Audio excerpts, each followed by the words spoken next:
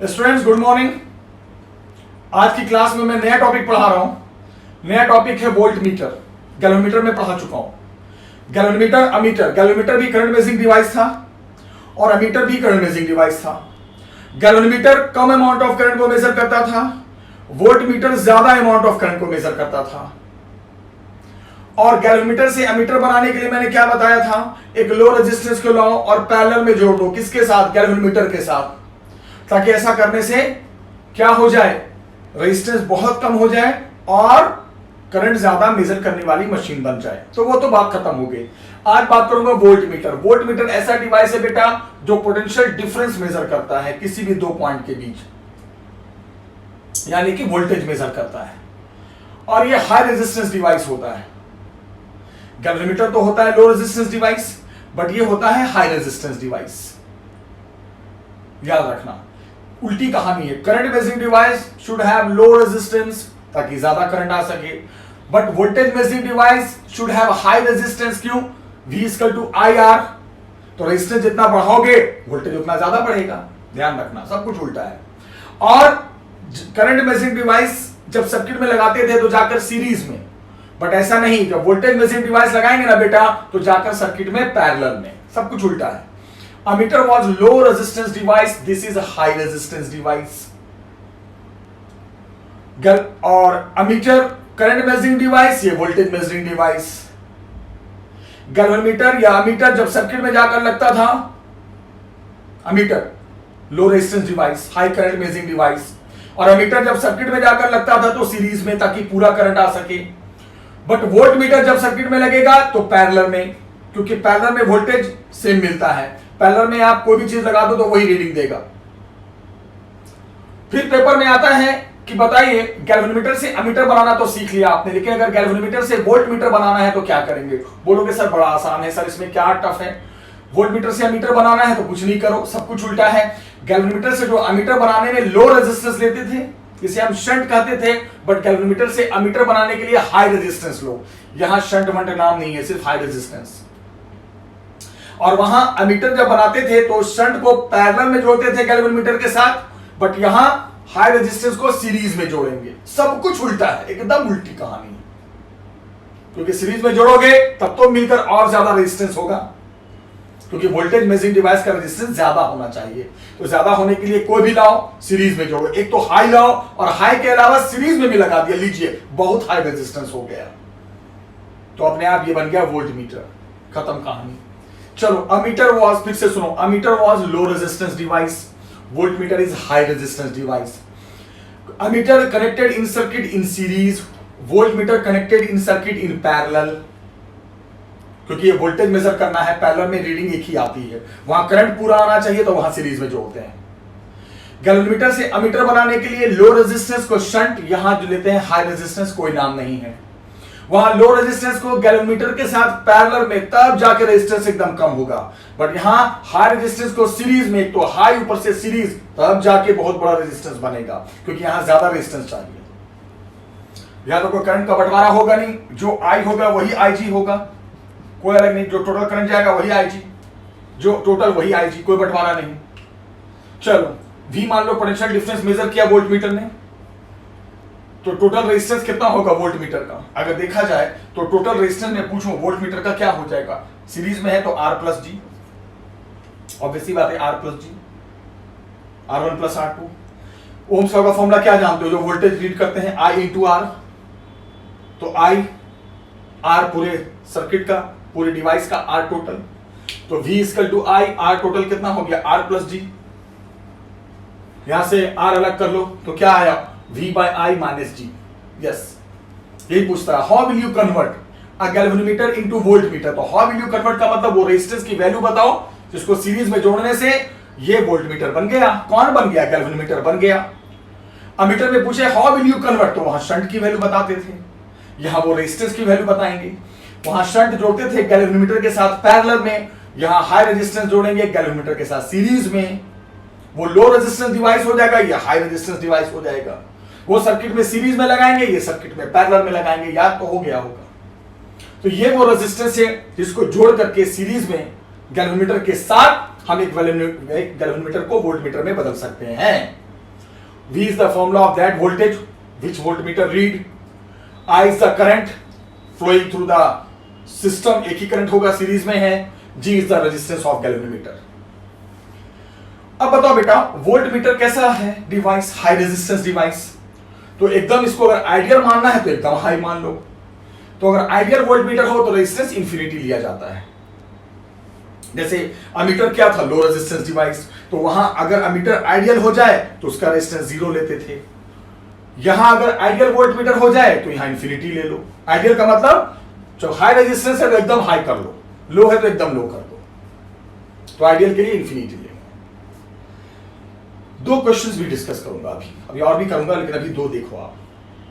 सवाल यह है कि एक वोल्टमीटर में जो हम रेजिस्टेंस लगाते हैं क्या करने के लिए? गैल्वेनोमीटर को वोल्टमीटर में बदलने के लिए. जब ये रेजिस्टेंस की वैल्यू चेंज हुई, पहले वो रेजिस्टेंस 980 ओम था, 980 ओम.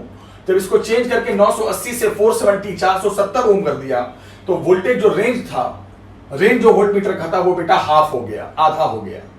तो बताइए रेजिस्टेंस ऑफ गैल्वेनोमीटर क्या था? ये जी बताइए. बहुत सिंपल. R1 में क्या होगा? R1 980, R1 मान लो, वोल्टेज की रीडिंग V मान लो. तो फॉर्मूले के हिसाब से R1 बराबर V बाय I माइनस जी. जी को इधर ले आओ, R1 प्लस जी, और I को मल्टीप्लाई कर दो तो V अलग हो गया. V यहां से V अलग कर लो, पर ये प्लस फिर I multiply. V equal to R1 plus G into I, equation number 1. फिर क्या बोल रहा है? जब इस रेजिस्टेंस को बदल दिया, 980 ओम से 470 ओम कर दिया, तो ऐसा करने से वोल्टमीटर की रीडिंग हाफ हो गई. हाफ आधी हो गई बेटा.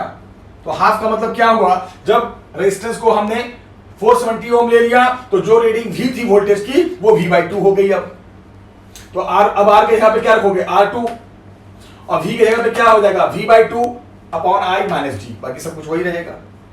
यहां से सॉल्व करो. R2 equal to V/2 I minus G. इधर ला दो, V यहां से भी अलग कर लो, तो यहां से भी अलग करोगे तो R2 plus G into 2I.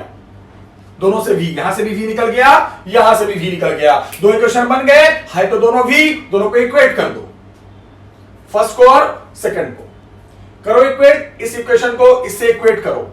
I cut गया. R1 प्लस जी बराबर 2R2 प्लस 2G.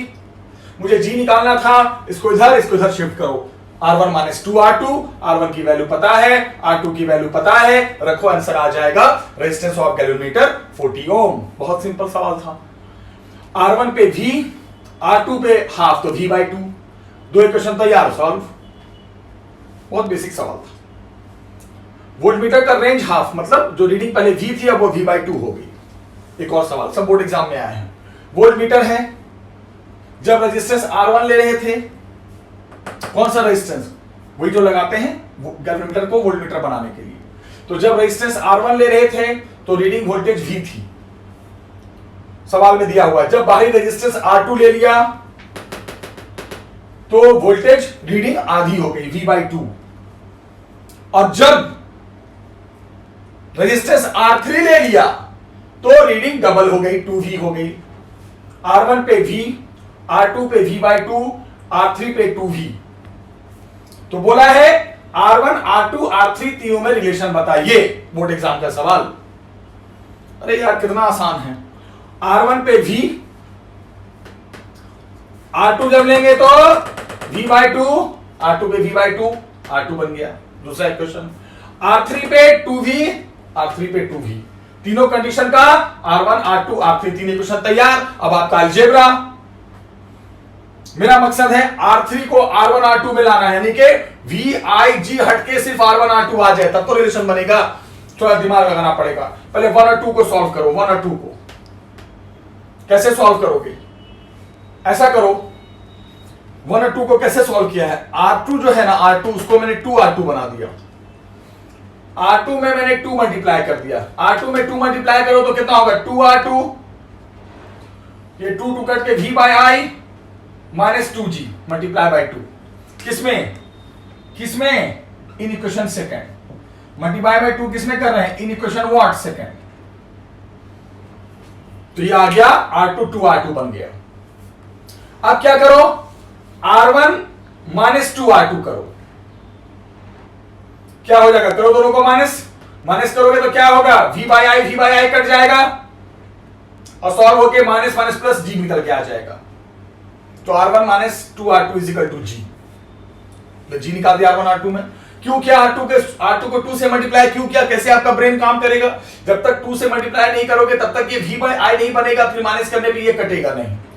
मुझे R3 में v बाई आई को भी हटाना है, g को भी हटाना है, तो पहले g को निकालो, किसके टर्म में, R1 R2 के टर्म में। तो g को R1 R2 में लाने के लिए क्या करोगे, तो सॉल्व करोगे, इसको 2 से मल्टीप्लाई कर दो, फिर 2R2 v by I minus 2g, फिर R1 माइनस 2R2 कर दो, तो अपने आप g आ गया। अब क्या करो, अब R1 माइनस R2 करो, क्योंकि g आ चुका है, अब v बाई आई चाहिए, तो सीधे माइनस करो, तो सीधे माइनस करोगे तो क्या होगा, ये माइनस माइनस प्लस बन के ये g और g कट जाएगा, v by I minus v by 2i, v by I आ गया। तो क्या क्या कर दिया हमने, बताओ, हमने g को निकाल दिया किसमें, R1 R2 में, हमने v बाई आई को भी कैसे निकाल दिया, R1 R2 में। किया क्या हमने, सॉल्व किया किसको, फर्स्ट और सेकंड को, एक बार फर्स्ट और सेकंड को सॉल्व किया कैसे, 2 मल्टीप्लाई करके माइनस किया तो g आ गया R1 R2 में। एक बार डायरेक्ट R1 R2 को माइनस कर दिया तो v by I cut g cut के v बाई आई आ गया।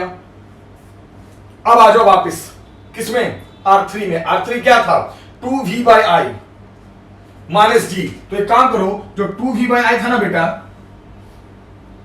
तो मैंने क्या किया देखो, 2v बाई आई था ना, 2 अलग कर लिया, तो 2 into v by I minus g। अब आ गया जाओ R3 बराबर 2 v बाई आई, अभी निकला है v बाई आई क्या, 2 into R1 minus R2 minus g, अभी g निकला है R1 माइनस 2R2। क्या क्या मैंने, v बाई आई की वैल्यू ये वाली रख दी, g की वैल्यू ये वाली रख दी। जब रखोगे और जब सॉल्व करोगे तो ब्रैकेट खोलोगे तो कट के 4R1 minus R1 3R1 minus 4R2 minus 2R2 2R2 आ गया रिलेशन R3 और किसमें 2R2 में। यहां के बाद क्या किया मैंने, यहां के बाद v बाई आई की वैल्यू पुट कर दी, यहां के बाद g की वैल्यू पुट कर दी। ऊपर से आया है ना दोनों। क्या बताना था, R3 का रिलेशन R1 R2 में। तीनों कंडीशन में R1 R2 R3 पे जो जो वोल्टेज है वो फॉर्मूले के हिसाब से 3 इक्वेशन बनाओ। डायरेक्ट R1 R2 को माइनस करोगे तो क्या आ जाएगा, v बाई आई निकल के आ जाएगा, और 2 मल्टीप्लाई करके माइनस करोगे तो एक बार g आ जाएगा, वो तो अपने आप अलजेब्रा है। फिर रख दो R3 में क्या है, R3 क्या था, 2v बाई आई माइनस जी, 2 पर रख करके v by I minus G, v by I पता है, g अभी निकाला है आपने, प्योर आंसर R3 का R1 R2 में आ जाएगा। सिर्फ आपको फॉर्मूला पता होना चाहिए, सवाल हो जाएंगे। ठीक है, अब देखते हैं नेक्स्ट क्वेश्चन। स्टूडेंट्स अब देखना, मैं क्लास कंटिन्यू कर रहा हूं। नेक्स्ट क्वेश्चन एक एग्जांपल है कि जब एक्सटर्नल रेजिस्टेंस हम जो लगाते थे वोल्टमीटर बनाने के लिए, जब R है तो वोल्टमीटर का रेंज 0 टू V है, यानी कि रीडिंग उसकी V है। और तो बताओ हम नया रेजिस्टेंस R2 क्या इस्तेमाल करें ताकि रेंज 0 टू V बाई 2 हो जाए। सिंपल फॉर्मूले में जब R1 लोगे तो V by I minus G, R1 यानी R V by I minus G. ठीक है, आपका ये क्या है, I है, V by I minus G. यहां से V by I R plus G, V निकाल दो, I into R plus G, question 1। एक जैसा सवाल है। अब जब रेजिस्टेंस R2 लिया गया, जब इसको R2 लिया गया तो रेंज 0 से V बाई 2, यानी R2 लोगे तो V बाई 2, तो R2 पे V by 2 by I minus G. अगला इक्वेशन सॉल्व करो, यहां से V निकल के आएगा, वही सेम चीज 2i R2 प्लस जी, दोनों V बन गया, दोनों को इक्वेट कर दो, इक्वेट करो, i कट जाएगा, सॉल्व होके R2 जो आ जाएगा R plus G is equal to 2R2 plus 2g। बस हमें क्या चाहिए, R2 चाहिए, तो इधर लाओगे तो R माइनस जी और बाई 2 कर दो, R2 आ गया। यार एक ही जैसा सवाल तो है, नया तो कुछ था ही नहीं। R1 पे रेंज V, तो R2 पे रेंज V बाई 2 हो रहा है, तो वो R2 को किसके टर्म में लाओ, R और G के टर्म में लाओ। सिंपल। अगला सवाल, एक गैल्वेनोमीटर कॉइल है जिसका रेजिस्टेंस जानते हो G होता है 50 ओम का, जो फुल स्केल डिफ्लेक्शन इतना करंट पे दिखा रहा है 5 मिली एम्पियर, यानी कि गैल्वेनोमीटर का रेजिस्टेंस इतना और गैल्वेनोमीटर में जा रहा करंट इतना। ये दोनों डाटा किसका है, गैल्वेनोमीटर का है, ये उसका करंट है, रेजिस्टेंस है, ये उसका करंट है। तो पूछा है how will you convert into voltmeter, इस गैल्वेनोमीटर को वोल्टमीटर में कैसे कन्वर्ट करोगे जिसका रेंज 0 टू 15 वोल्ट हो जाए। इस सवाल में मुझे गैल्वेनोमीटर से वोल्ट मीटर बनाना है, तो हाउ विल यू कन्वर्ट, मतलब कि कैसे कन्वर्ट करोगे। अभी तो समझाया आपके साथ कि वही हाई रेजिस्टेंस लगाएंगे, यानी मुझे उस हाई रेजिस्टेंस आर की वैल्यू बतानी है। जैसे how will you convert into ammeter में क्या बताते थे, शंट की वैल्यू, यहां बतानी है उस रेजिस्टेंस की वैल्यू। सिंपल, गैल्वेनोमीटर का रेजिस्टेंस जी दे रखा है, करंट 5 मिली एंपियर, मिली को खोल दो 10⁻³ वो वोल्टेज कितना रीडिंग लेना है वोल्ट मीटर का, 15 वोल्ट, वी पता ही है, आर निकाल दो, V by I minus G, V के जगह पे 15, आई के जगह पे रखो, जी के जगह पे रखो, आ जाएगा आंसर 2950 ओम। और याद है जब वोल्ट मीटर जब बनता है तो उसमें करंट जो होता है वो आई बोलो या आई जी बोलो एक ही है, वहां करंट तो डिस्ट्रीब्यूट होता नहीं है, याद करो एक ही करंट जाता है ना, तो करंट ऑफ गैल्वेनोमीटर होगा लेकिन आई के जगह पे रखा सकता है क्योंकि यहाँ पे करंट एक ही होता है, जो टोटल होता है वही जाता है गैल्वेनोमीटर में। हाउ विल यू कन्वर्ट का मतलब यह resistance, how will you convert ammeter में शंट, बस। अब देखते हैं क्वेश्चन को कि दोनों सर्किट को देखो, इस सर्किट में ये वोल्ट मीटर लगा है, एक अमीटर लगा है, यहां भी वोल्ट मीटर अमीटर, सर्किट में थोड़ा चेंज है। पूछा है वोल्ट मीटर की रीडिंग बताइए और अमीटर की रीडिंग बताइए, और दोनों आइडियल हैं। तो एक बार बता आइडियल वोल्ट मीटर का मतलब क्या होता है, रेजिस्टेंस इंफिनिटी, और आइडियल अमीटर का मतलब रेजिस्टेंस जीरो। तो अगर आइडियल है तो इसका मतलब जो भी करंट निकलेगा सर्किट से, चाहे ऐसे जाए चाहे ऐसे जाए, वोल्ट मीटर की तरफ नहीं जाएगा। क्यों जाएगा, जब रेजिस्टेंस ही इसकी इंफिनिटी हो जाएगी तो करंट नहीं जा सकता, यानी कि ये ऐसे करंट घूमता रहेगा, ऐसे ही घूमता रहेगा जैसे डायग्राम में दिया हुआ है, वोल्ट मीटर की तरफ करंट बिल्कुल नहीं जाएगा बेटा, क्योंकि आइडियल जब मैं बोल रहा हूं तो आइडियल वोल्ट मीटर, याद रखना आइडियल वोल्ट मीटर का रेजिस्टेंस इनफाइनाइट होता है, पढ़ा चुका हूं मैं आते साथ, तो उधर करंट नहीं जाएगा, वोल्ट मीटर कोई भी करंट ड्रॉ नहीं करेगा।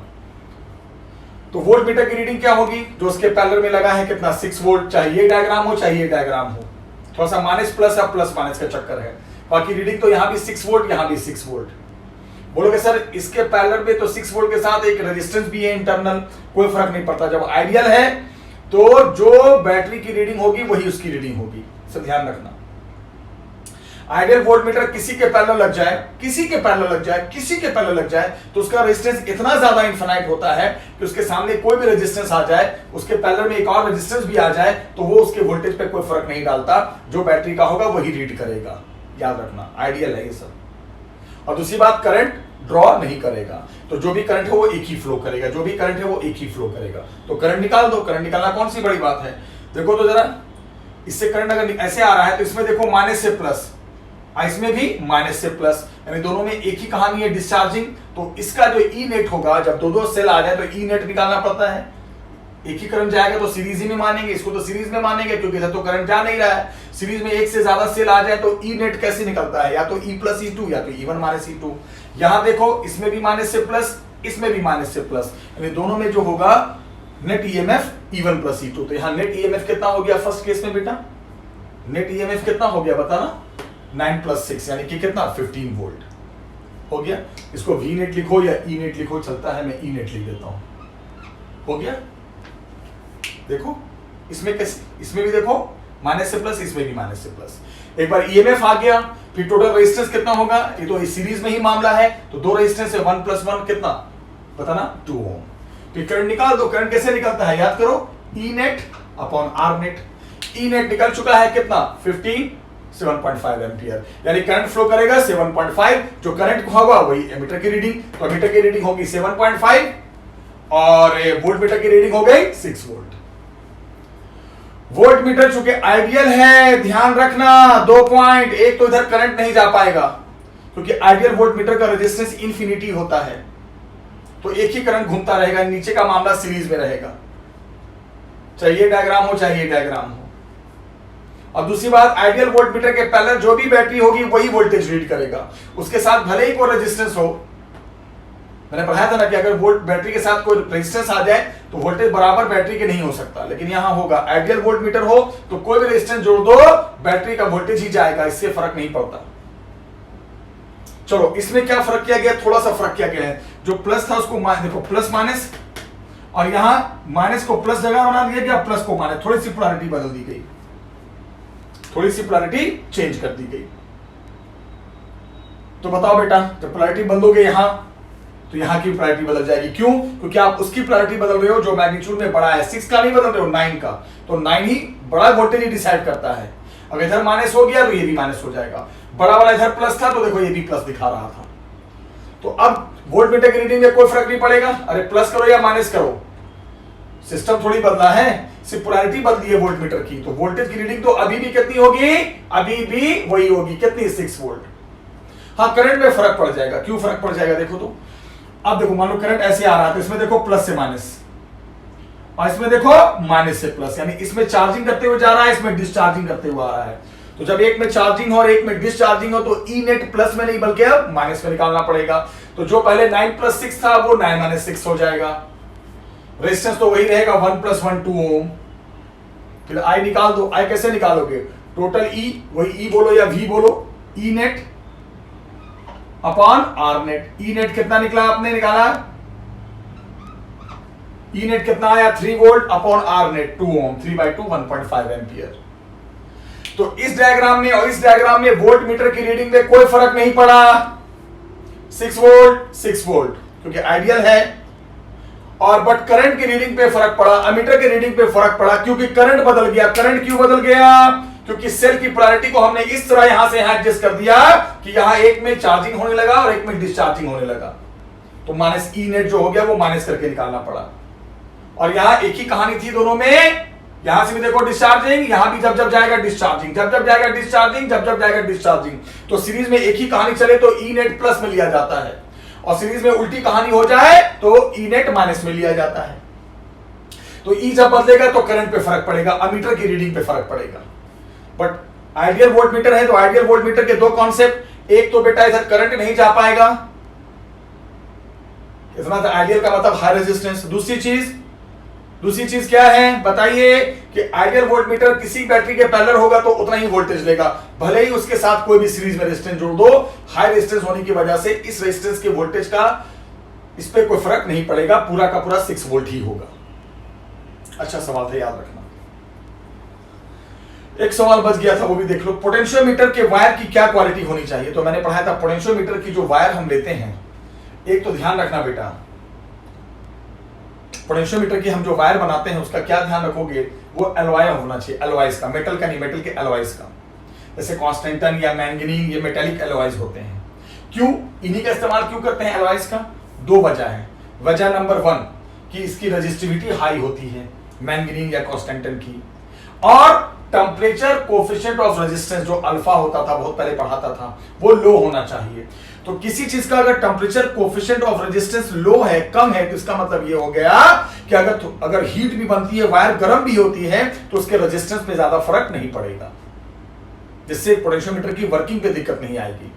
तो अब potentiometer wire should have what type of quality? बोलोगे it should be of alloys like constantan और मैंगनीज। Why?